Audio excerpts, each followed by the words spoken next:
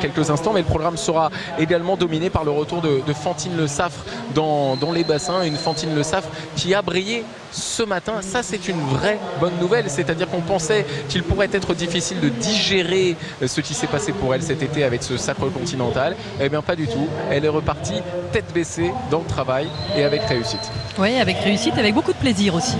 C'est vrai qu'on la voit depuis le début de la compétition, le sourire aux lèvres, elle est heureuse d'être là tout simplement, elle se fait plaisir, elle est heureuse dans sa nouvelle structure d'entraînement avec Franck Esposito et on va la voir à l'occasion de ces championnats de France sur beaucoup de courses, puisque elle aussi, comme Charlotte Bonnet, elle est engagée sur 6 courses individuelles, ce 200 mètres 4 nages et bien d'autres courses avec le 400 mètres 4 nages aussi, le 400 mètres où on va voir un très beau duel entre Charlotte et Fantine justement, et voilà, ça nous promet de belles courses. Et à la lumière de ce qu'on a vu tout à l'heure, il y aura une course qu'on va suivre également avec attention, c'est le 100 mètres nage libre qui viendra conclure le programme individuel de cette première journée. Sophie, un 100 mètres nage libre avec Beryl Gastalello, elle est en forme, elle l'a montré tout à l'heure sur le 50 d'eau. Avec Marie Wattel, ça c'est un petit point d'interrogation. Avec une Charlotte Bonnet qui va vite. Alors est-ce qu'on doit s'attendre à un feu d'artifice dans cette dernière course dominée a priori logiquement par Charlotte Bonnet? Je crois que Charlotte a très envie d'aller chercher le record de France qu'elle a battu l'année dernière à l'occasion des championnats d'Europe de Copenhague. On se souvient que c'est à l'occasion des championnats de France ici à Montpellier qu'elle a vraiment montré ses premiers progrès en vitesse en allant chercher le record de France du 100 mètres de Camille Muffa et ensuite elle n'a fait que progresser tout au long de la saison sur le 100 mètres, mais quand on voit ce qu'elle était capable de faire sur 50 brasses ici, on se dit qu'elle a la vitesse, qu'elle a l'explosivité, qu'elle est en forme, qu'elle progresse, donc elle a tout pour aller chercher de nouveau le record de France du 100 mètres. Et puis c'est une course qu'on attend tout particulièrement bien sûr, puisque les Françaises ont brillé à Glasgow sur cette distance avec un relais qui nous a fait vibrer et qui nous fera, on l'espère en tout cas, vibrer à l'occasion de toutes les prochaines saisons. Nous va revenir à l'actualité, on va revenir aux courses dans quelques instants avec le 200 d'eau. Vous êtes dans la chambre d'appel de cette finale, le 200 d'eau messieurs, avec une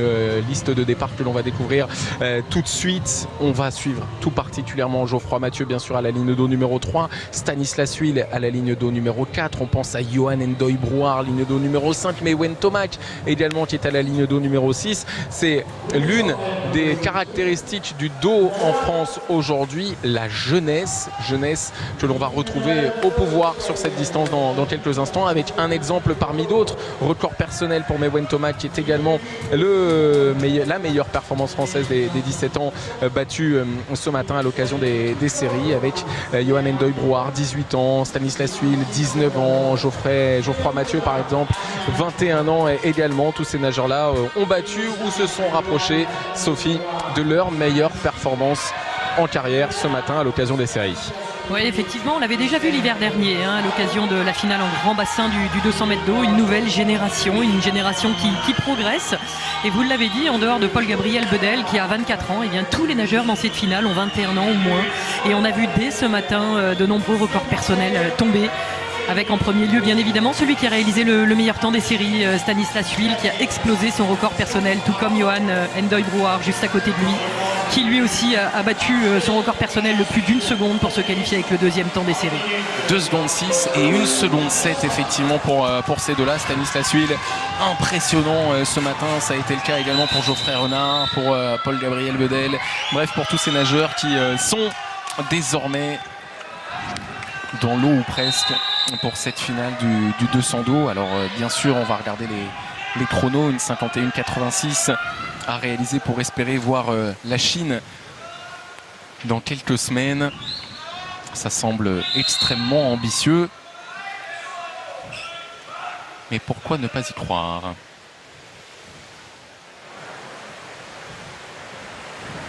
En tout cas, ça va être une course très serrée avec 6 ou 7 nageurs dans cette finale qui peuvent espérer l'emporter. C'est une course qui nous a fait plaisir ces dernières saisons parce qu'on a remarqué énormément de densité sur le dos. Alors bien sûr, il y a eu le coup d'éclat de Geoffroy Mathieu l'année dernière à Schiltigheim avec ce magnifique 200 qu'il avait remporté en explosant son record personnel, mais il y a la densité qui s'est invitée à ses côtés et qui fait qu'aujourd'hui Geoffroy Mathieu est contesté sur cette distance par le pensionnaire de l'INSEP, Stanislas Huil, son copain d'entraînement Johan Ndoye Brouard, qui sont très bien partis dans cette finale avec également l'excellent départ de Wen Tomac. Oui, mais Wen Tomac qui lui n'a pas rejoint Michel Chrétien à l'INSEP, qui est resté à Amiens, qui s'entraîne avec le groupe des plus jeunes.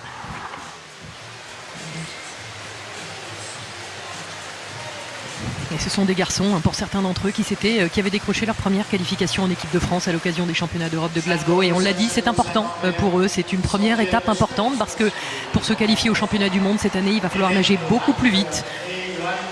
Solide Thomas.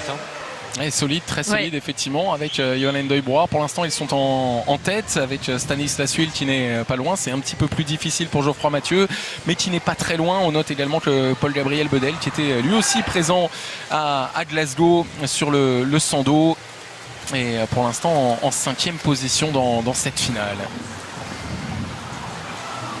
Ouais, 3e 50 superbement maîtrisé pour Johan Endoy-Brouard, qui est en train de s'envoler vers la victoire. Quelle belle course! Une 55,06, son record personnel à Johan Endoy-Brouard.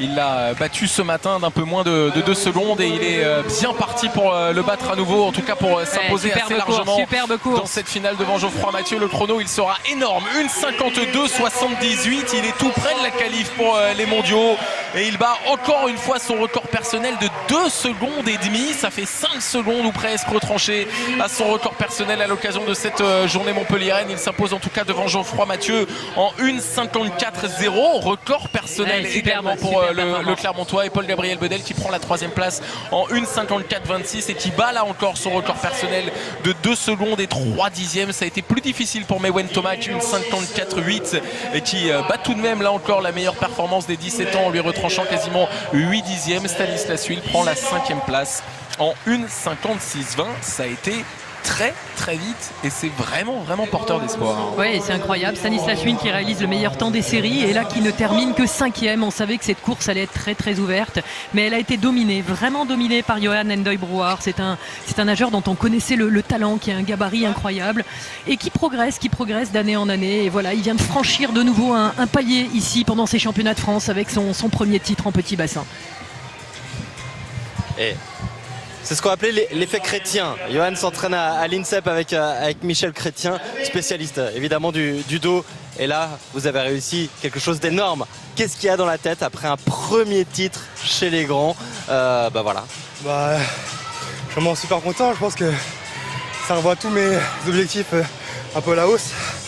Et ouais, j'ai pas de mots quoi. C'est vraiment ouf.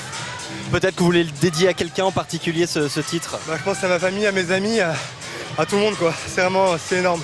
Alors, si je me trompe pas, c'est 4 ou 5 secondes retranchées, c'est votre record personnel aujourd'hui. Mais comment vous vous êtes senti dans l'eau? Vous aviez planqué un petit réacteur? C'est quoi? J'avais des ailes, je me suis senti pousser des ailes. J'étais vraiment super bien. Alors qu'il y avait de la concurrence, c'était une grosse bataille. Ouais. Mais c'était pas un handicap pour moi la concurrence, au contraire j'adore ça. Alors c'était super pour moi quoi. Et ça ouvre quelle perspective là pour la saison qui arrive? Une équipe de France A peut-être, je sais pas, ou à prime. On verra ce que l'avenir nous réserve. Merci beaucoup Yann. Impressionnant en tout cas Johan Endoy-Brouard, un nouveau visage, un de plus, qui s'impose comme un patron et qui tient un discours que à titre personnel j'aime particulièrement. Moi j'aime bien la concurrence, c'est pas un problème pour moi, j'aime quand c'est dense à mes côtés. Il s'est exprimé face à un plateau relevé en l'écrasant de toute sa classe et de tout son talent. Alors qu'il était presque le plus jeune quand on enlève Mewen Tomac. Johan Endoy-Brouard n'a que 18 ans. C'est ce qu'on disait, Michel Chrétien l'a pris en main. Les résultats n'ont pas tardé à arriver. Et on le voit avec Richard Martinez, le patron de la natation course, satisfait forcément de l'évolution. Il y a de quoi. C'est du tout bon. 4 secondes retranchées à son record personnel sur 200 mètres en 2 courses, avec la capacité l'après-midi de répéter les efforts, alors que le matin, il avait été plus vite qu'il n'avait jamais été, en l'occurrence, dans sa carrière. C'est du tout bon, c'est du tout beau, c'est du Johan Endoy-Brouard. Et ça fait encore un 200 dos qui nous promet de superbes confrontations dans les années à venir. Ce qui est dingue, c'est que Geoffroy Mathieu, qui est né en 97, qui a 21 ans, fait presque figure d'ancien. Oui, on l'appelle le Benjamin Stasulis d'ailleurs en ce moment dans les bassins. C'est l'ancien. Non mais au-delà du titre qui est superbe pour lui d'aller décrocher ce premier titre de champion de France, le chrono est vraiment très bon, parce que quand on commence à nager moins d'une 53 au 200 dos, très honnêtement, il va gagner encore une seconde assez rapidement, et à partir du moment où on commence à nager une 51, on peut se confronter au tout meilleur nageur du monde. Aujourd'hui, la 5e meilleure performance mondiale de l'année est à une 51. Le 10e est 1,51,78. Il est vraiment pas loin. Et le premier est un peu plus loin en revanche. Yeyuzu en 1,48,32. C'était à l'occasion de la Coupe du Monde à Tokyo. On est dans la chambre d'appel du 204 nage chez les